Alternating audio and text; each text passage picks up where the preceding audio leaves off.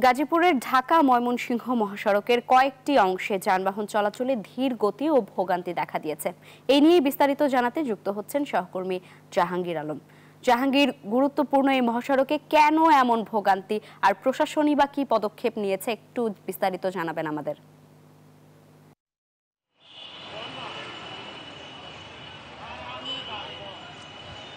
লাইবা, গাজীপুরের বিমানবন্দর থেকে গাজীপুর চান্দনা চৌরাস্তা পর্যন্ত 20.50 কিলোমিটার যে বিআরটিএল লাইন রয়েছে, সেই বিআরটিএল লাইন কিন্তু এখন পর্যন্ত কাজ চলমান রয়েছে। কাজ চলমান থাকার কারণেই কিন্তু আসলে প্রথমে যাত্রী ভোগান্তির সৃষ্টি হয়েছে। এবং আমি যদি আরেকটু জানিয়ে রাখি যে বিআরটি লাইন যে হয়েছে, সেই বিআরটি লাইনে কিন্তু এখন পর্যন্ত কোনো যে ফুটওভার ব্রিজ রয়েছে সেগুলো কিন্তু দেওয়া হয়নি। সেই কারণে কিন্তু অনেক সময় যাত্রী পারাপারের কারণেও অনেক সময় যানজটের সৃষ্টি হয়, এমনটি কিন্তু আমরা দেখেছি। এবং বিআরটি যে লাইন রয়েছে সেই লাইন কিন্তু এখন পর্যন্ত প্রস্তুত করা হয়নি।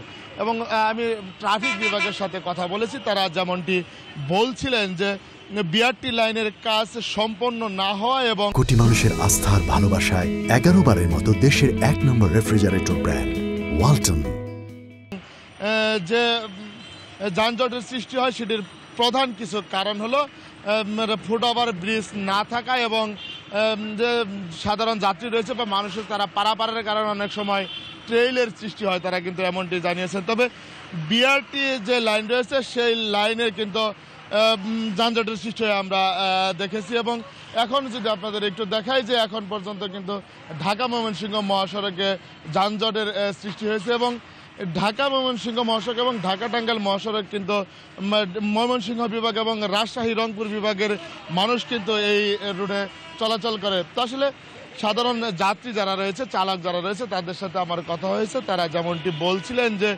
এই রাস্তায় কিন্তু 1 ঘন্টার রাস্তা পার হতে কিন্তু 2 থেকে 3 ঘন্টা সময় লেগে যায়। এতে কিন্তু সাধারণ যাত্রীদের অনেকটাই ভোগান্তির সৃষ্টি হয় এবং সাধারণ যাত্রী কিন্তু ভোগান্তিতে পড়ে। তবে আইনশৃঙ্খলা বাহিনী বলছে যদি ফ্লাইওভার এবং এই বিআরটি প্রকল্পের কাজ শেষ হয় তাহলে কিন্তু সাধারণ যাত্রীদের ভোগান্তি লাঘব হবে। তো এই ছিল আমার কাছ থেকে গাজীপুর ঢাকা ময়মনসিংহ মহাসড়ক থেকে সর্বশেষ তথ্য। লাইবা।